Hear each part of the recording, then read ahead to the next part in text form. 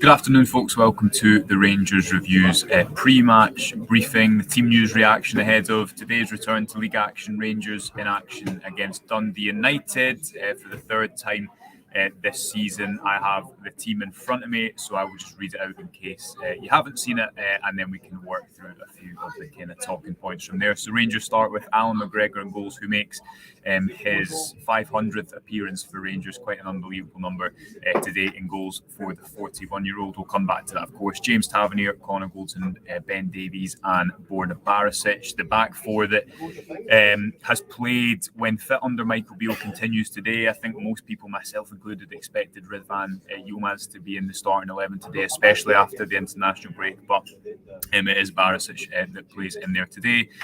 John Lundstrom and Ryan Jack will be the two deepest midfielders. You'd imagine it would be Lundstrom in front of the back four, with Ryan Jack given a little bit more license to roam. Again, we can come back to that point, because another example of Beale wanting to use those kind of two controllers, although Jack will have a bit more freedom and resisting the urge to play Cantwell and Tillman, maybe both in the midfield. It looks like Tillman will be slightly higher up top, perhaps next to Alfredo Morelos, with Cantwell presumably continuing in the role that he's performed really well in midfield since coming into the club. And Ryan Kent and Alfredo Morelos make up the complement. We had spoken the week about the fact that Beale, although he'd went for Čolak and Zakala before the international break, and he obviously made those comments, I think, after the Wraith game about Alfredo Morelos, saying he needed to see just a little bit more energy from him. He is back in the starting 11 today, obviously looking ahead to next weekend's Old Firm tie away at Parkhead. Malik Tillman back for his first start in a wee while after his return from injury. And as mentioned, we'll start with Alan McGregor, who makes a quite unbelievable 500th appearance for the club. Now 41, of course, looks very much like he's coming to the end of his Rangers career. Yesterday was confirmed that he's going to have a testimonial against Newcastle in the summer. No, I think there's little doubt that he was going to play today. He's kind of been the undisputed number one since Michael Beale came back into the club. So he is in goals today, and I'm sure he'll have a warm reception tomorrow. It was a fantastic achievement for him reaching that number of appearances. The back four, I'm slightly surprised it's not Ridvan.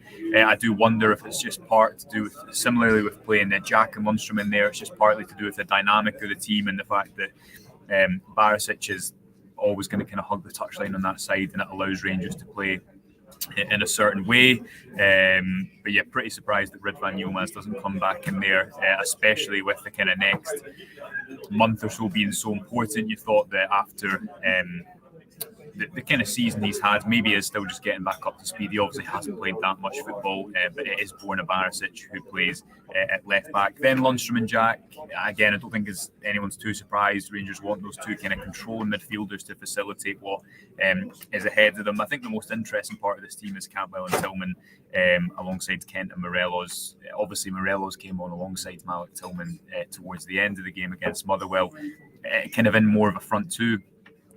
We've seen Beale use two goal scorers really throughout since his time back at the club, but what I think has been quite pronounced at different stages in the last few games has been the fact that those two forwards have played on the last line. If you look at Zakala and Čolak at home to Kilmarnock, away at Hibs, will Tillman maybe play on the same line as Morelos today? Will he have a little bit more freedom in play off of Kent? I think, although Tillman, Beale said when he first came in, he's going to reach his full potential playing as a running number 8.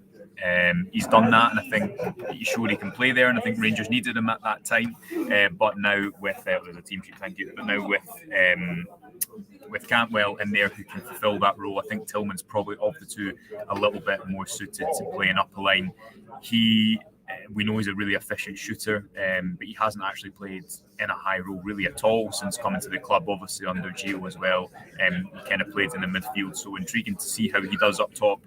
Today, presuming he has a little bit more freedom, and it's not Cantwell playing in that slightly higher role. And Alfredo Morelos comes back in. Again, I always thought that if Čolak was going to remain in the team, it would probably be alongside a strike partner.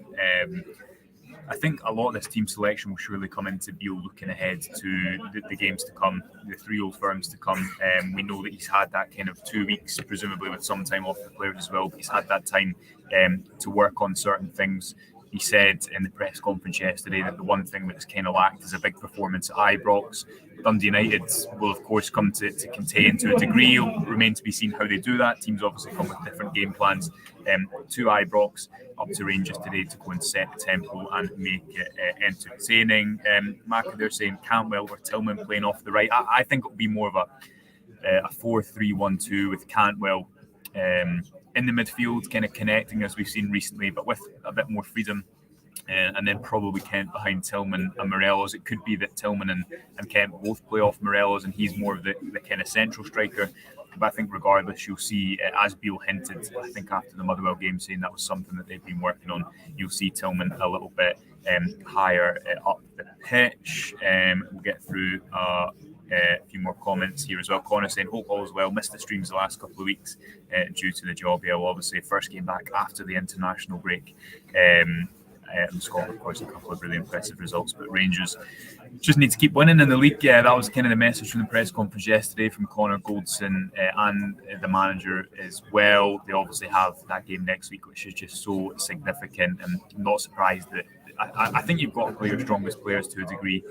If Rangers were to play Cholak and Sakala away at Parkhead, I'd be surprised because I think Tillman and I think Sakala probably plays, but Tillman and Morelos, especially Tillman, too good a player to have sitting on the bench. I asked the manager yesterday about how you fit Cantwell and Tillman in the same team because they've kind of played in that similar role in midfield, and the kind of crux of his answer was they're two fantastic players, so you find a way to play them both. We'll wait and see at 3 o'clock today how that materialises. Another comment here saying good to see Tillman back. Class patch, obviously scored that fantastic goal away at Motherwell just before the international break. Stuart there saying not a fan of Jack and Lundstrom playing in the same midfield. I guess that's a byproduct of the fact that Nico Raskin isn't fit. He's set to return to training next week, but this weekend's game comes too soon for him. Beale likes to play with those two midfielders in there. I think it'll be Lundstrom at the base of midfield.